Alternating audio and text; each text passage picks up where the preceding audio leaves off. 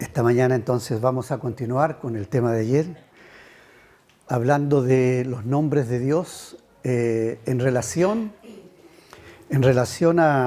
al propósito que tiene la revelación del nombre de Dios. El nombre de Dios tiene que ver con su persona, y su persona se desglosa en una cantidad de aspectos, distinciones, características. Hay muchas palabras que expresan lo que es la persona de Dios y en relación a las personas también, en general. Porque el carácter de una persona revela la forma de ser de la persona.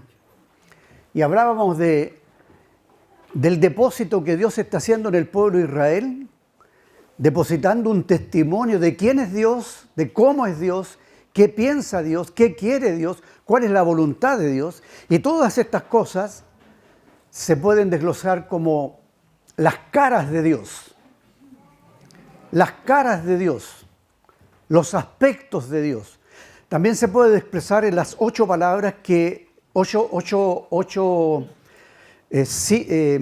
sinónimos que aparecen en el libro en el libro de los Salmos, en el Salmo 119, se describe la ley de Dios en 8 palabras que son sinónimos. Los decretos, las normas, las leyes, los caminos de Dios.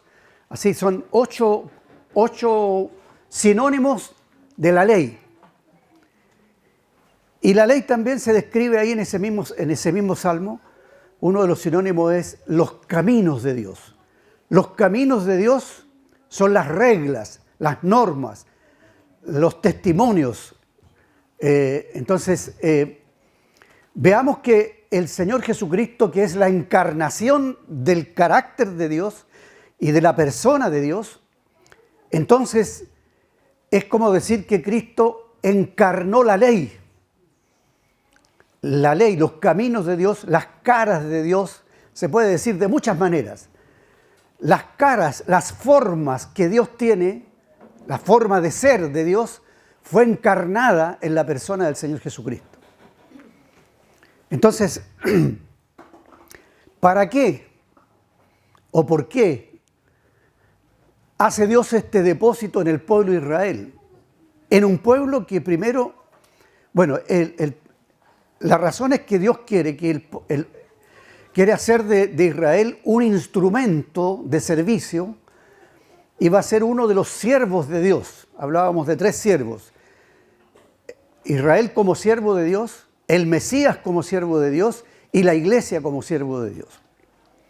Entonces Israel tiene la misión, y el tema que estamos tocando tiene que ver con la teología de la misión, y abarca los capítulos 40 al 55 del libro de Isaías. Es decir, 15 capítulos donde se enfoca especialmente este tema de la teología de la misión. La misión de Israel, la misión del Mesías y la misión de la iglesia.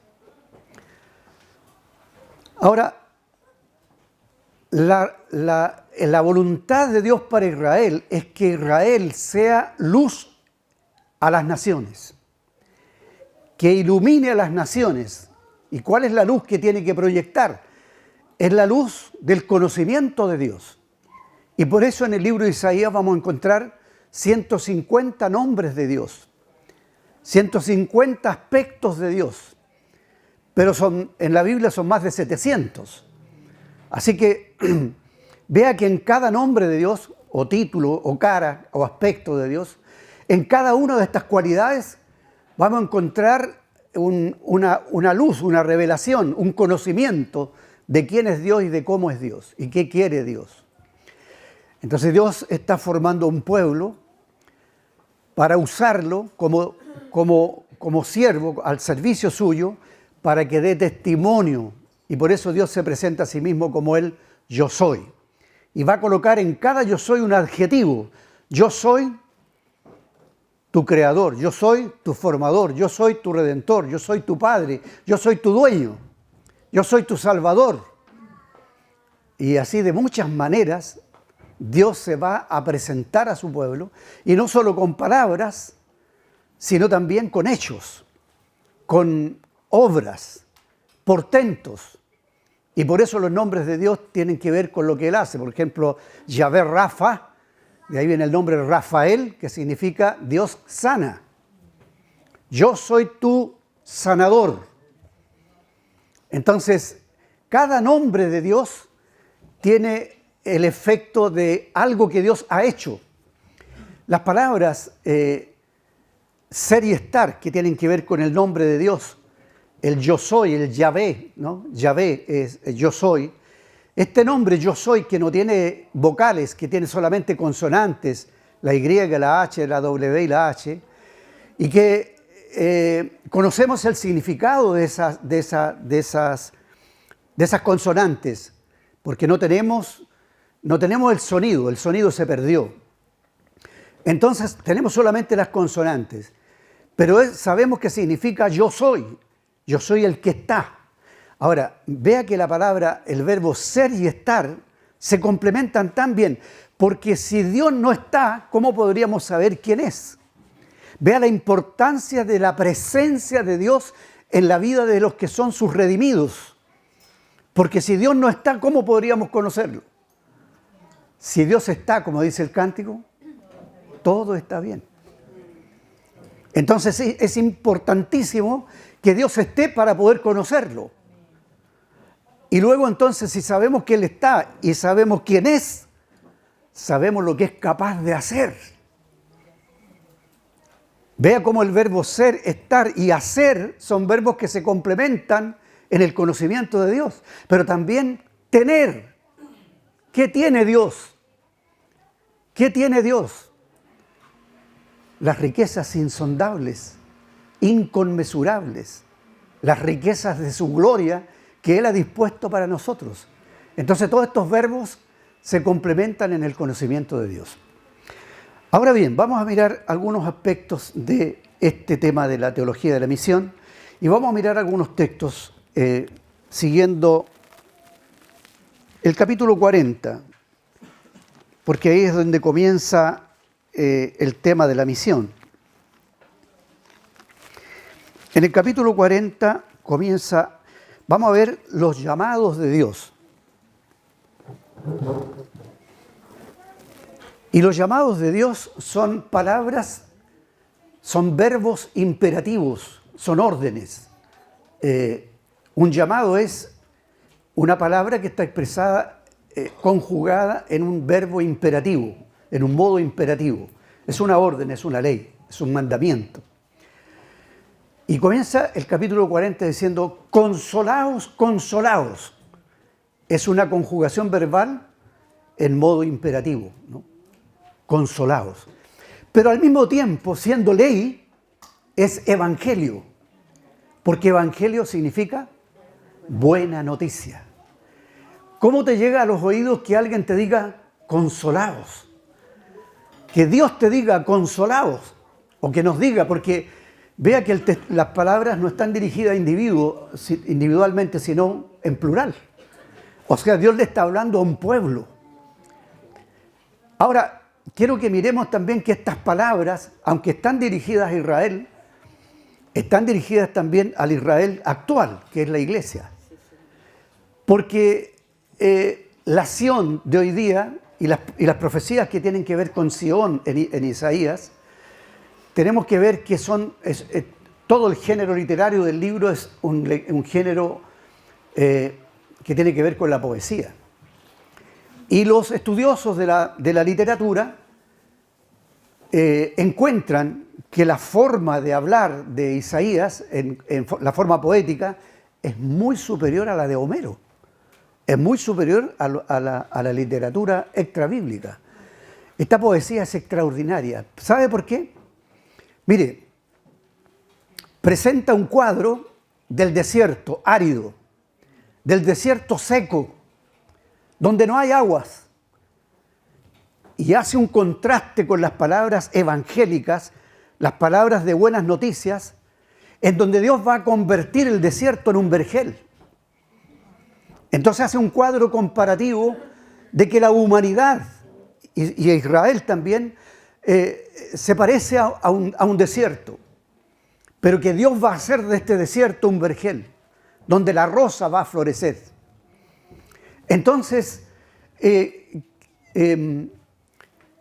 y ese contraste lo vemos en el capítulo 34 y 35, donde el capítulo 34 es ese desierto y el 35 es ese vergel.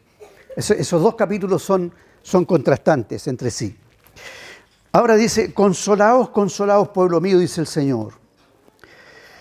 Hablad al corazón de Jerusalén, decid a voces. Es una proclamación. Y este llamado a proclamar, a anunciar, primero a Jerusalén, ¿por qué Jerusalén? Porque Jerusalén es el lugar de la habitación de Dios. Pero ¿cuál es hoy día el lugar de la habitación de Dios? Es la iglesia, la Jerusalén celestial. Así que estas palabras, aunque van dirigidas literalmente al Israel terrenal, se aplican perfectamente al Israel espiritual, que es la iglesia.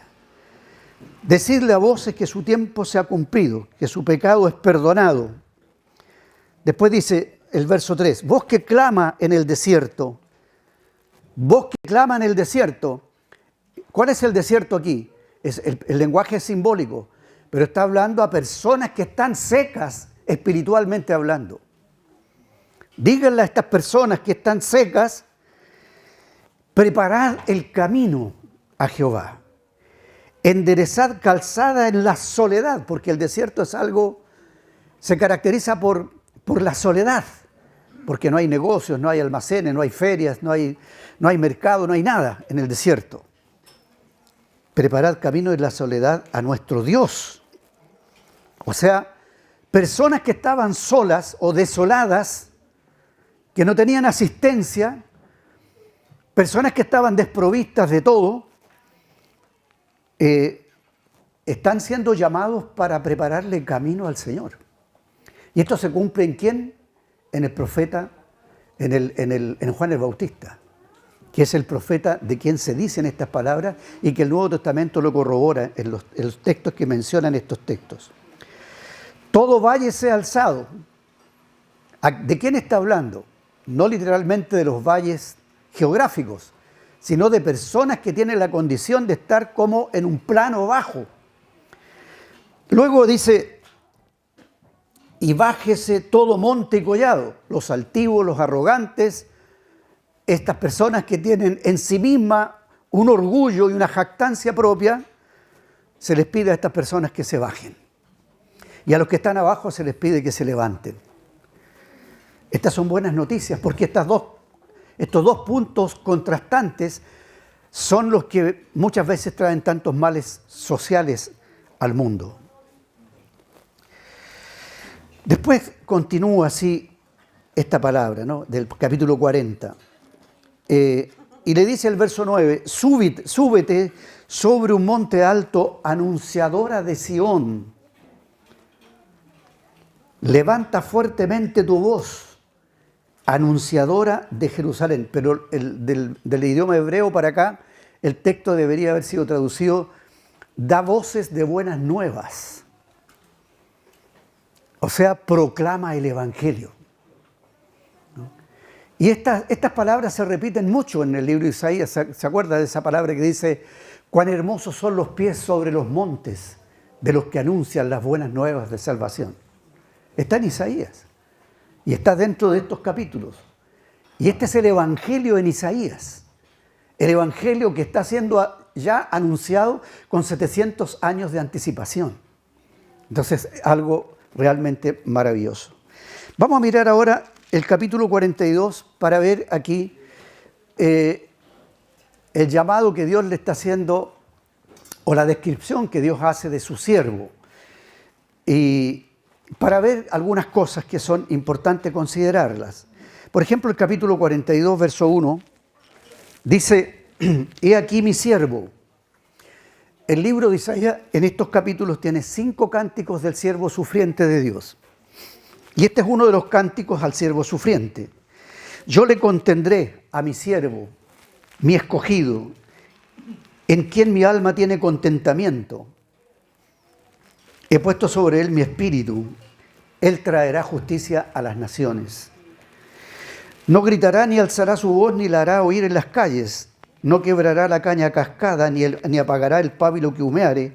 Por medio de la verdad traerá justicia. ¿De quién se dicen estas palabras tan hermosas? ¿Quién es este siervo sufriente? Hablando con algunos rabinos que me ha tocado conversar, ellos interpretan que ese siervo sufriente es Israel. Pero no puede ser nada más equivocado, porque Israel nunca ha tenido estas características. ¿De quién se dicen estas palabras? Es del Señor Jesucristo, y los evangelios lo confirman. Todos los datos del Evangelio, del Nuevo Testamento, confirman que estas palabras son aplicadas al Señor Jesucristo y a nadie más. Ahora, qué hermoso es que dice que el siervo de Dios no quebrará la caña cascada. La caña cascada es esa caña que el viento la dobló, ¿no? Pero no cortará la caña que está doblada, al contrario, Él la va a hacer que se enderece. Las vidas de los seres humanos son como cañas cascadas, dobladas por el viento. Pero aún así el Señor es poderoso para hacer que estas vidas dobladas, quebrantadas, se enderecen. Qué precioso es el lenguaje simbólico de Isaías.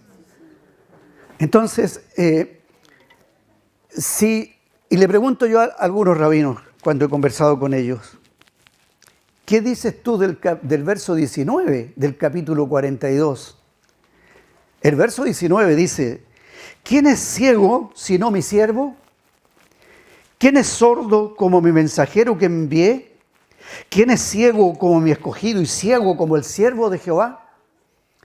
¿A quién corresponden estas palabras? A Israel, a los judíos. Tienen el entendimiento embotado hasta el día de hoy, porque no ven al Mesías. Entonces, estos cantos del siervo sufriente hay que discernir a quién van dirigidas estas palabras. Y obviamente, en este capítulo, esto va dirigido al Señor Jesucristo. El capítulo 49, aquí expresamente está hablando de Israel. Capítulo 49 dice, oídme costas, verso 1, y escuchad pueblos lejanos. Jehová me llamó desde el vientre, desde las entrañas de mi madre tuvo mi nombre en memoria. Y puso mi boca como espada aguda, me cubrió como la sombra de su mano y me puso por saeta bruñida, me guardó en su aljaba. Tal vez estas palabras están dirigidas al profeta. Y me dijo, mi siervo eres, oh Israel. Aquí está hablando expresamente de Israel. Porque en ti me gloriaré. Pero yo dije, por demás he trabajado en vano y sin provecho, he consumido mis fuerzas, pero mi causa está delante de Jehová y mi recompensa con mi Dios. Ahora pues dice Jehová, el que me formó desde el vientre para ser su siervo, para hacer volver a él a Jacob y a congregarle a Israel, porque estimado seré en los ojos de Jehová y el Dios mío será mi fuerza. Y dice, poco es para mí que tú seas mi siervo para levantar las tribus de Jacob y para que restaures el remanente de Israel. También te di por luz de las naciones para que seas mi salvación hasta lo postrero de la tierra. Sí, estas palabras tienen que ver con Israel.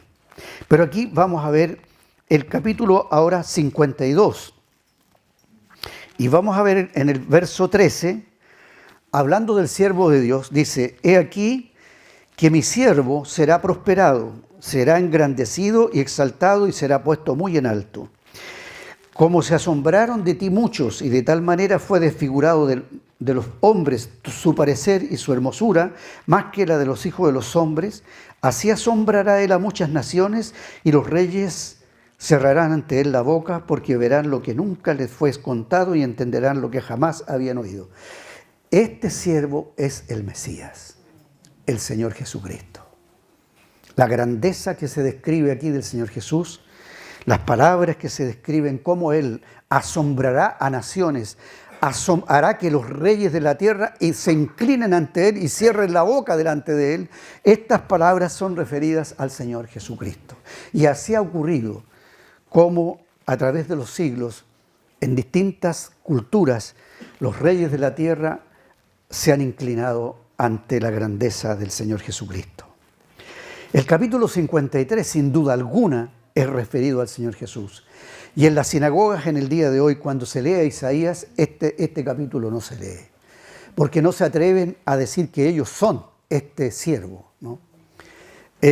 Y si tan solo ellos aceptaran que este capítulo 53 es referido al Mesías, no tendrían por dónde dudar que aquel Mesías que murió en la cruz del Calvario, en ese Mesías se cumplieron estas palabras y no en Israel. Así es que es importante conocer, digamos, quién es y tomar la identidad, conocer la identidad de las palabras referidas al siervo sufriente de Dios. Ahora, Israel es llamado como siervo, es constituido como el siervo, escogido para servir. Y la misión de Israel será llevar la luz a las naciones. Pero cuando ellos son advertidos respecto del Mesías que va a venir para que ellos lleguen a un punto culminante de lo que será su misión, lamentablemente Israel no da la medida, no creen, están cegados, como lo dice el verso 19 del 42, ¿quién es ciego como mi siervo? ¿Quién es sordo como mi escogido? Estas son las preguntas que Dios hace. Ahora, la pregunta que hacíamos ayer, ¿por qué Dios hace esto con un pueblo que Él sabe de antemano que no le va a responder?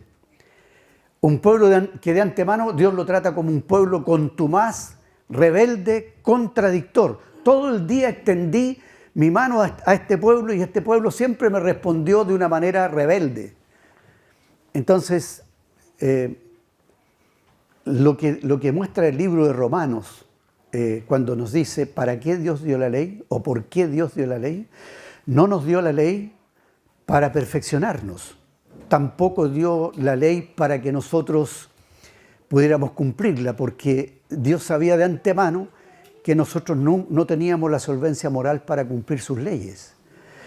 Dios sabía eso. Los que no lo sabíamos éramos nosotros. Por eso Él dice que envió al pueblo de Israel por el desierto para probarlos, para saber lo que había en su corazón. No es que Dios no lo supiera, sino que ellos, los israelitas, necesitaban saber cómo era su corazón. Y en esas pruebas es que Dios nos hace conocernos cómo somos realmente. Entonces, es importantísimo lo que dice Isaías cuando ve la gloria de Dios, se ve a sí mismo, porque este boomerang que se produce de mirar la gloria de Dios hace que el reflejo de esa gloria alumbre la oscuridad que hay en nuestra naturaleza. Entonces, ¿para qué Dios dio la ley? Y entonces Pablo en Romanos nos va a explicar, y como ustedes están estudiando Romanos con el hermano César, hermano Cristian quiero decir, se habrán dado cuenta que la ley, dice Pablo, ¿para qué Dios dio la ley? Para que toda boca se cierre, para que todo el mundo quede bajo el juicio de Dios y para el conocimiento de lo que es el pecado. Entonces, qué tremendo es el pecado. La naturaleza pecadora del ser humano no puede con los mandamientos de Dios, no puede con la ley de Dios, no puede cumplir la ley. Y Pablo explica después en el capítulo 7 y 8 de Romanos, explicando más o menos cinco leyes que están dentro de nosotros, la ley que está metida en mis miembros, dice Pablo, que no me deja obedecer la ley de Dios. Esa ley de pecado y de muerte, la nombra así, ley de pecado, ley de muerte, que opera en mis miembros, que no me deja hacer lo que es la ley de Dios. Miserable de mí. Entonces, ¿para qué? ¿Para qué es la ley? Para darme cuenta lo miserable, lo insolvente que soy, para poder estar frente a las demandas de Dios. Por eso necesito la gracia. Por eso necesito que Dios me socorra con su gracia, porque cuando la ley del Espíritu de vida en Cristo, que es la gracia de Dios, que opera en nosotros, está operando en nosotros, nos lleva a que la justicia de Dios se cumpla en nosotros, que no andamos en la carne, sino que andamos en el Espíritu. El andar en el Espíritu hace que la carne no puede obedecer la ley de Dios. Pero socorridos por el Espíritu Santo, es posible que la justicia de la ley, el carácter de la ley que está presente en Cristo y no en la letra, porque alguien podría regirse por la letra, como me preguntaba la hermana Mónica ayer, que esto de que la letra mata, cuando una persona quiere hacer la voluntad de Dios por sus propias fuerzas humanas, aunque sean buenas fuerzas, aunque sean buenas intenciones, pero si es la naturaleza humana tratando de cumplir con la ley de Dios, eso hará que finalmente la persona se vuelva autojustificable a sí mismo, que se autojustifique, se autogloríe y se autoexalte a sí mismo. Pero cuando yo sé que no soy yo, que no es la carne, sino el Espíritu que mora en mí, entonces eso hace que la justicia de la ley, que el carácter de la ley, que es la imagen misma de Dios revelada en Jesucristo, se cumpla en mí. Amén. Entonces ahora entremos en lo que son los llamados de Dios. Los llamados de Dios sobre la base de lo que fue la obra del Mesías. La obra del Mesías fue que el Mesías fue el vicario de Dios entre los hombres. La palabra vicario significa representante. El que representó a Dios entre los hombres y el vicario de los hombres ante Dios. Eso es la propiciación. La propiciación era en el lugar santísimo que estaba en el arca del pacto, que era una bandeja cubierta por los serafines que estaban ahí cubriendo ese lugar sagrado, en una bandeja de oro donde el sumo sacerdote una vez al año ponía la sangre del cordero. Y ese lugar llamado propiciatorio es una representación de Cristo, que es el mediador, el punto de encuentro entre Dios y los hombres, el punto en que yo, pecador, me acerco y no soy consumido ni muerto por la gloria de Dios, sino que soy recibido. Dios es propicio a mí. Amén. Cristo es mi propiciación. Gloria al Señor. Entonces, cuando conozco el efecto de este capítulo 53, que es la obra redentora de Cristo en mi favor, en tu favor, sabemos a qué vino el Señor y qué consiguió, qué consecuencias tuvo la obra vicaria de Cristo, la obra propiciatoria de Cristo, qué consecuencias tuvo para nosotros. Entonces Él, con esa obra, formó un nuevo pueblo, un nuevo Israel. Cuando Dios está ya ve, Él ve de antemano. En las profecías, hay una profecía en el capítulo 11 de Isaías que a mí me llama mucho la atención y se las leo un poquito en la parte final del capítulo 6, quiero decir. En el capítulo 6 dice: cuando Dios llamó a Isaías y está ahí después de haberlo santificado con ese carbón que le quemó la boca, le purificó la boca para hablar de parte de Dios. El verso 11 dice: y yo dije, Isaías le pregunta a Dios, ¿hasta cuándo, Señor? ¿Hasta cuándo? Porque el verso 10 le dice ¿para qué lo ha llamado? ¿Para qué lo envía? Le dice que es para engruesa el corazón de este pueblo y agrava sus oídos y ciega sus ojos, para que no vea con sus ojos, ni oiga con sus oídos, ni su corazón entienda, ni se conviertan y haya para él sanidad. Esta es la sentencia de Dios para Israel. Y yo dije, ¿hasta cuándo, Señor? Y respondió él, hasta que las ciudades estén asoladas y sin morador, y no haya hombre en las casas y en la tierra hecha un desierto, hasta que Jehová haya echado lejos a los hombres y multiplicado los lugares abandonados en medio de la tierra, y si quedare aún en ella la 10ª parte, ésta volverá a ser destruida, pero como el roble y la encina al ser cortados aún queda el tronco, así será el tronco la simiente santa. Lo que está diciendo esta profecía es que Israel terminará, digamos, los tratos con Dios, con Israel, se acabaron, por así decir. Si es verdad que Dios todavía tiene misericordia de Israel, no la tiene para Israel como nación, sino como personas, como judíos. Y como lo tiene con los chilenos, con los indígenas, con cualquier persona, a través de Cristo. Porque Dios ha hecho de ambos pueblos, de judíos y gentiles, un solo y nuevo hombre. Así que los tratos de Dios ahora no son con el Israel terrenal, sino con el Israel celestial. Ahora bien, dice que solo va a quedar de todos ellos, de toda esta gente, va a quedar solamente la simiente santa. Y la simiente santa es Cristo. Y por eso las profecías en relación a Israel no fueron dadas en la línea sanguínea de los herederos de la descendencia de Abraham, sino de la descendencia según la promesa. ¿Y cuál fue la promesa? En tu simiente serán benditas las familias de la tierra. Y esa simiente es Cristo. Y por lo tanto, todo aquel que se asocia con Cristo, con la simiente, que es la promesa, es hijo de Abraham. ¿Cuántos hijos de Abraham hay aquí? Aleluya. Gloria al Señor. Somos hijos de Abraham no por la sangre. Así que somos hijos de Abraham por la fe en aquel que es la promesa, la simiente. Y eso es lo que quedó de todo ese trato de Dios con Israel.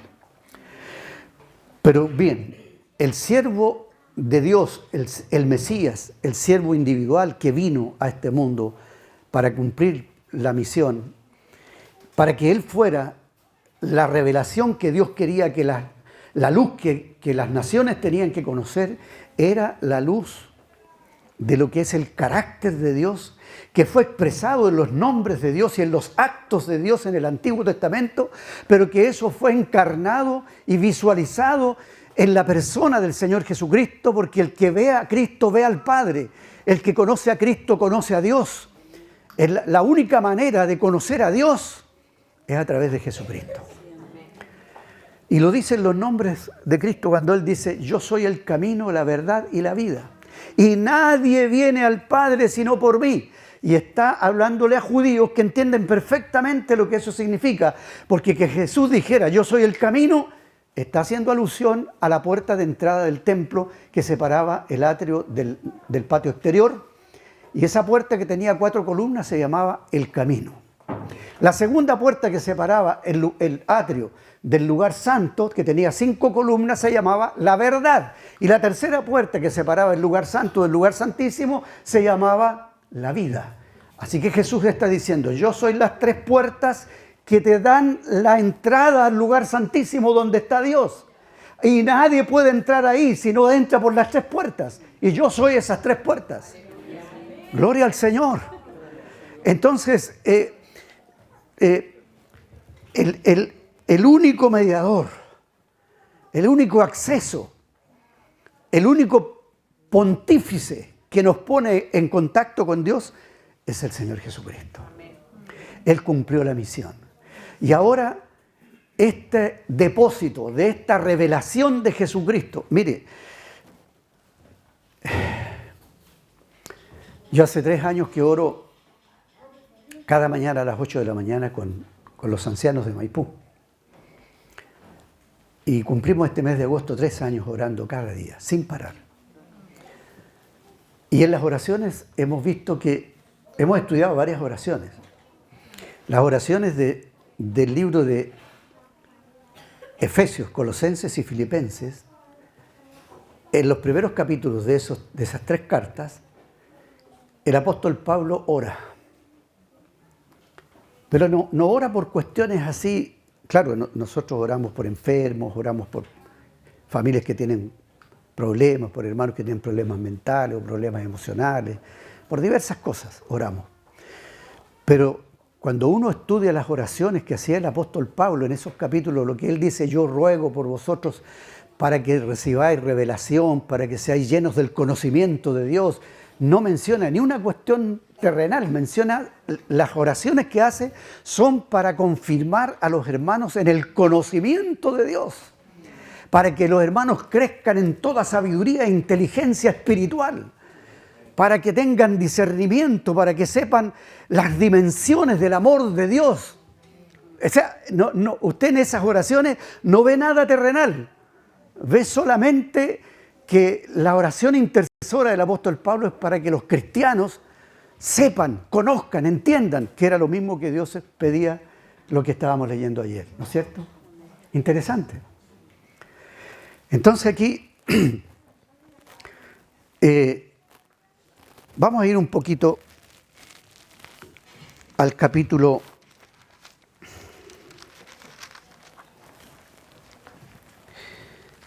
Mire, el siervo de Dios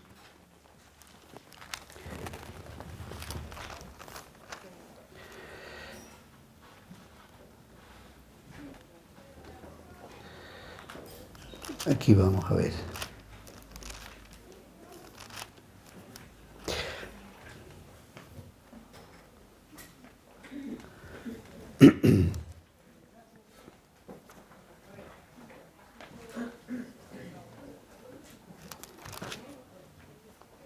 Aquí está, el capítulo 50.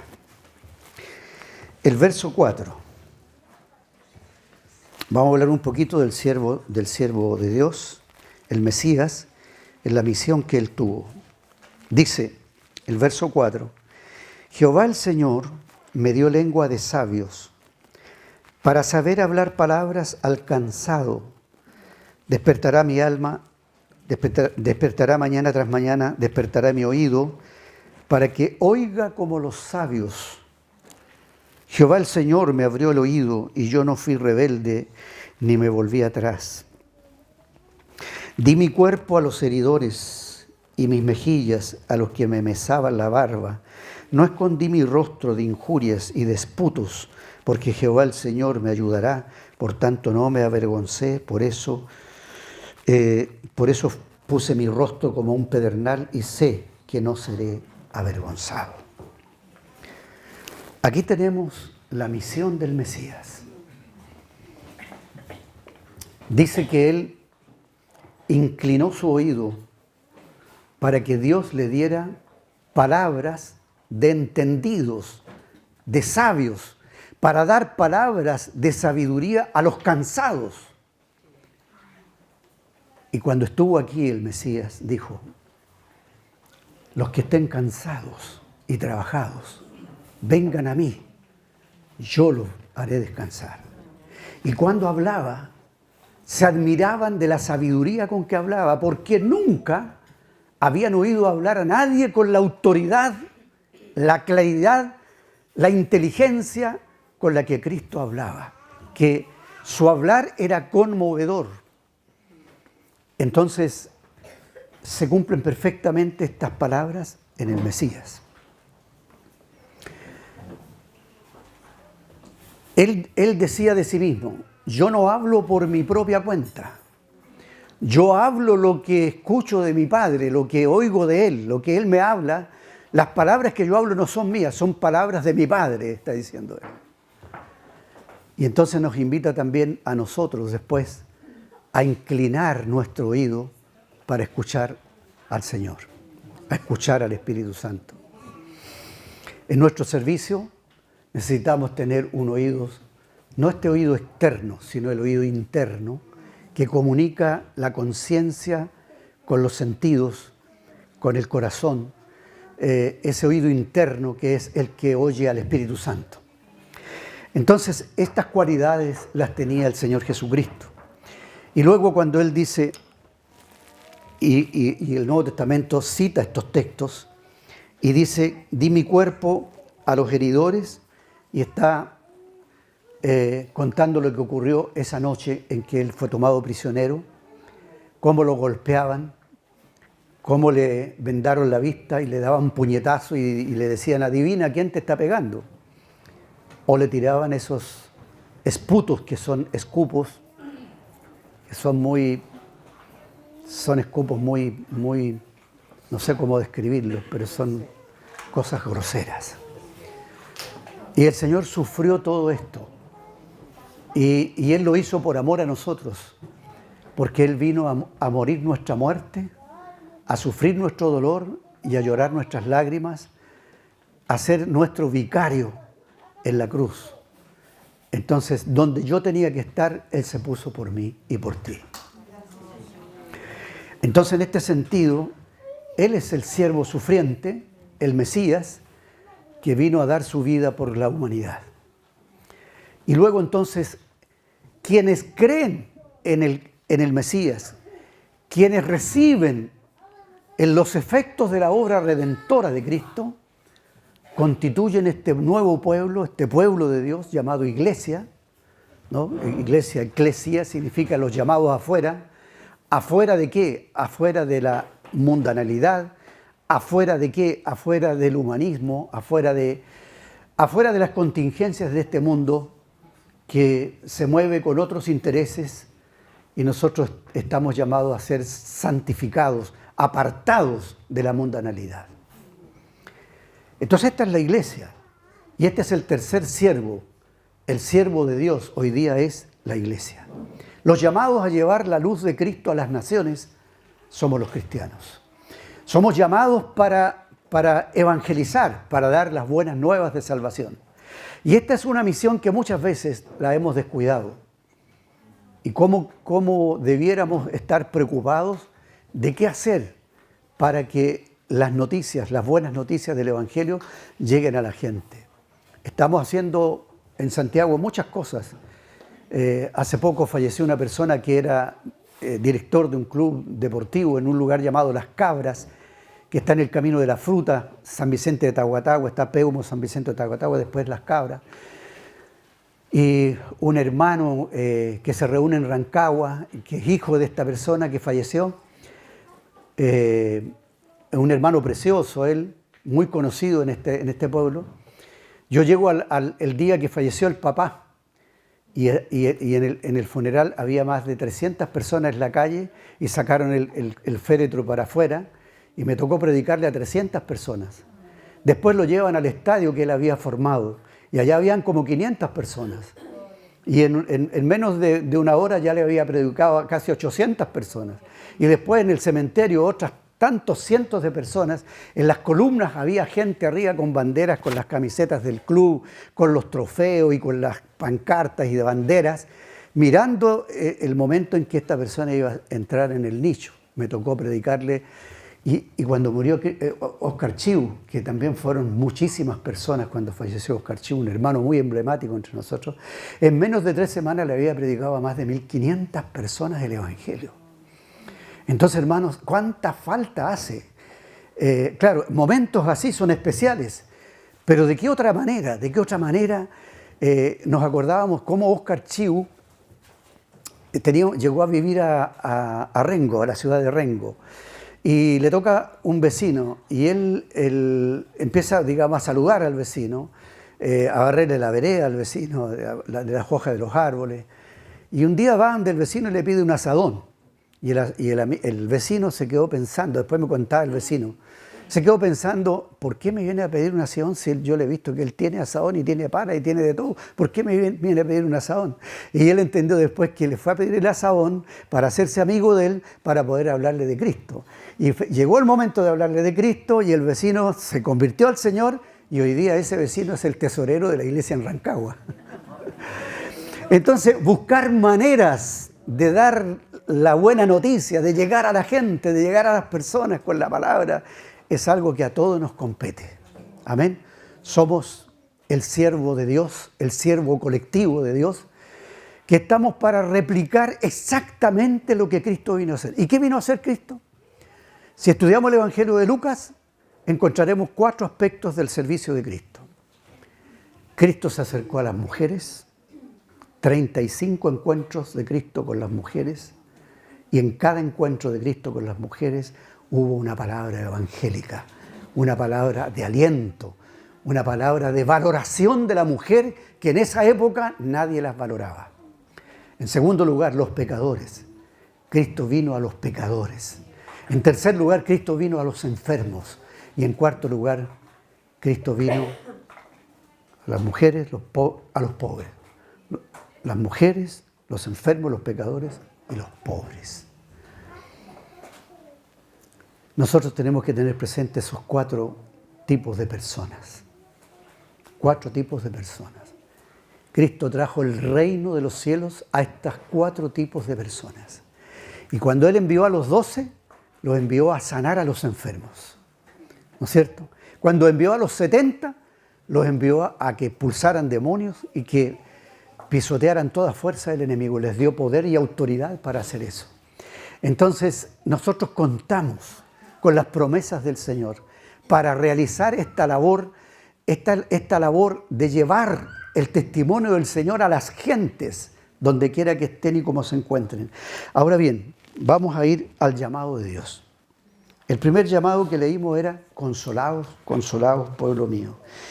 Luego hay una cantidad, mire, si usted lee el libro de Isaías y se preocupa de leerlo, pero capítulo por capítulo, le recomiendo que tome un lápiz y anote cuántas veces Dios le llama, cuántas veces Dios le dice algo en una palabra imperativa, en una orden. Y va a ver que en cada orden hay una connotación evangélica. Por ejemplo, capítulo 52, verso 1, dice: despierta, despierta,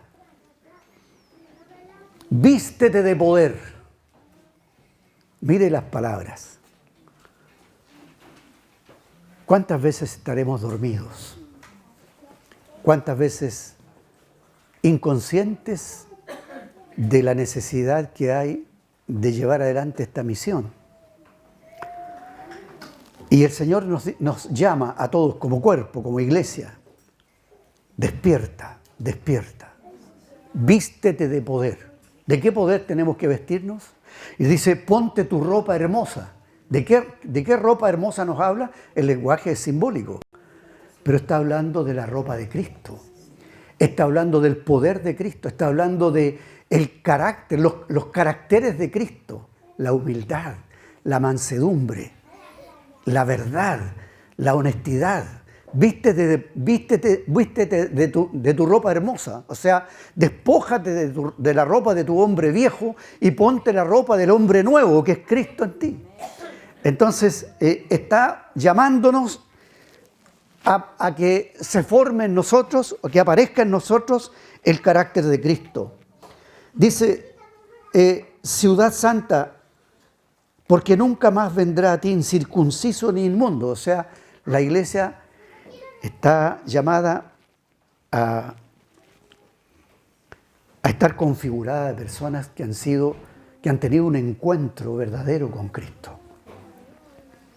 Y dice: sacúdete del polvo. Sacúdete del polvo. El polvo llega a nosotros cuando caminamos por caminos polvorientos. Y la vida, aunque hoy día andamos por caminos pavimentados solamente, y en Santiago andamos en el metro y en puros lugares donde no hay polvo, pero sí que hay polvo de otro tipo, ¿no? Que son situaciones que en nuestro relacionamiento con los demás nos pueden llenar de algún tipo de impureza. Entonces hay que sacudirse del polvo. Levántate y siéntate. Son dos términos, dos órdenes que son contrastantes: levantarse y sentarse. Porque si solamente tenemos el ánimo de levantarnos, podemos volvernos trabajólicos y olvidarnos de relajarnos o de descansar cuando hay que descansar. Pero las dos cosas son buenas, las dos cosas corresponden, ¿no? Levantarse y descansar, las dos cosas corresponden perfectamente. Y luego dice: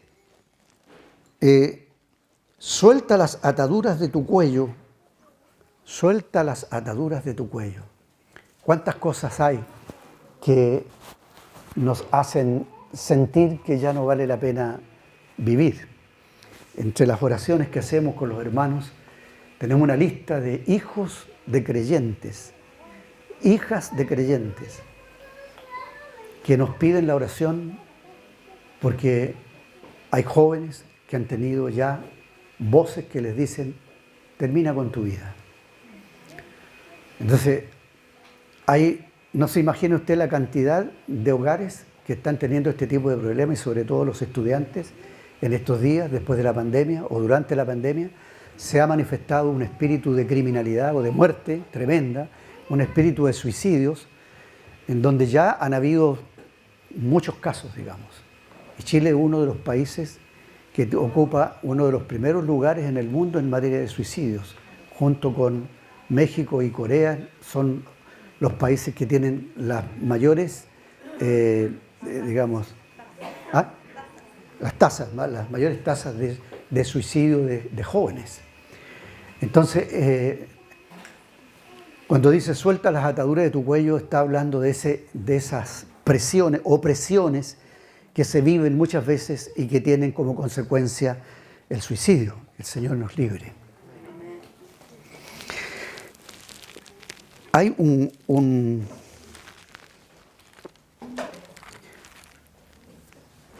uno que quisiera mencionar también.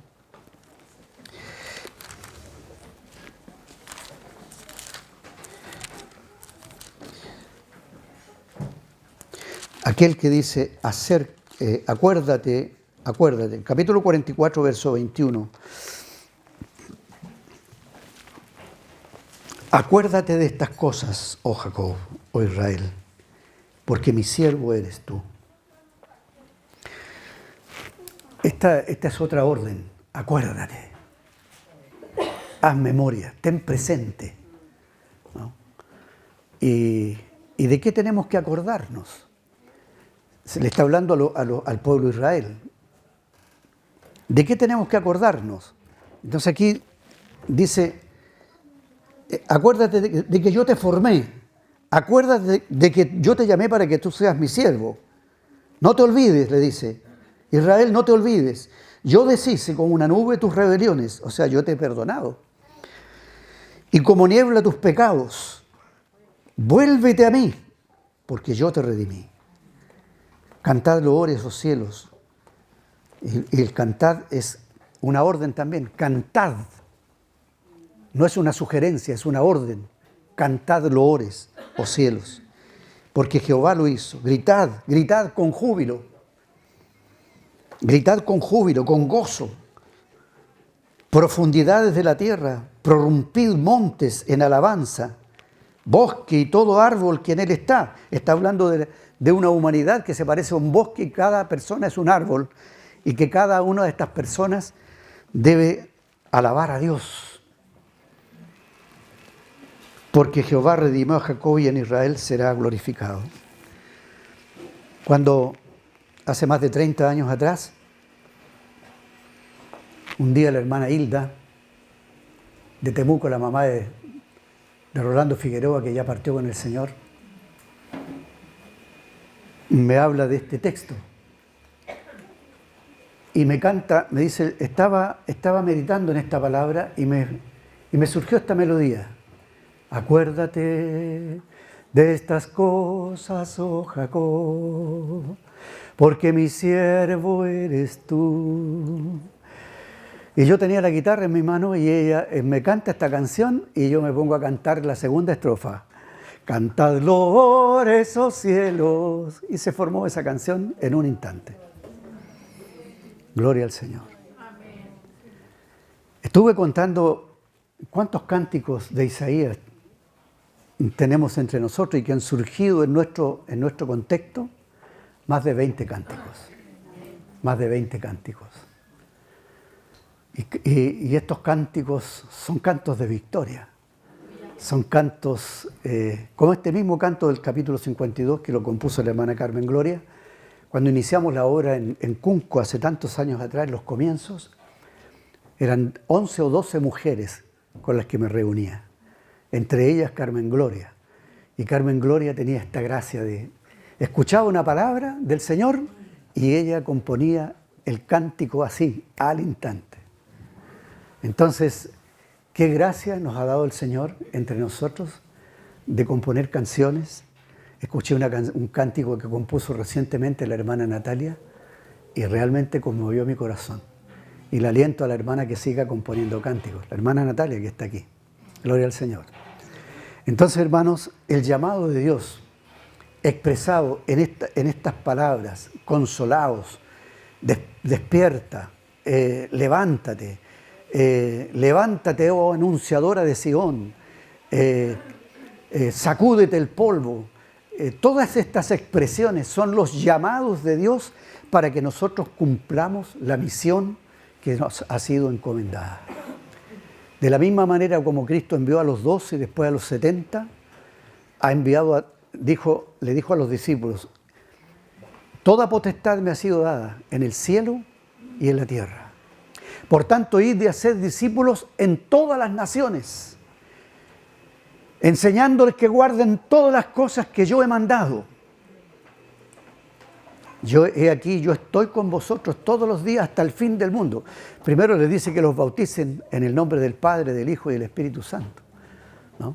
En el nombre, no dicen los nombres, en el nombre, porque Dios se nos ha revelado como Padre, como Hijo y como el Espíritu Santo. Y la promesa: yo estaré con ustedes todos los días hasta el fin del mundo. Entonces, hermanos, esta es la misión. Estas palabras que hemos compartido tienen que ver con la teología de la misión referida a Israel, al Mesías y a la iglesia. Y note qué le pasó a Israel, que por no haber cumplido la misión, Dios embotó el entendimiento de los judíos. Que no nos pase lo mismo a nosotros. Si encontramos que en alguna de estos llamados estamos en una condición distinta a la que se nos pide, si se nos dice que despertemos es porque implícitamente estaríamos durmiendo. Y si se nos dice que nos levantemos es porque implícitamente nos ve que estamos como desganados. Pero cada palabra, aunque es una ley, es una palabra evangélica, es una buena noticia.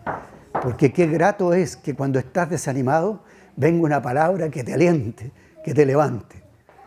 Gloria al Señor. En eso tenemos que poner el oído afinado, sensible, disponible para escuchar lo que el Señor nos está pidiendo. Amén. Estemos de pie, hermanos. Vamos a orar.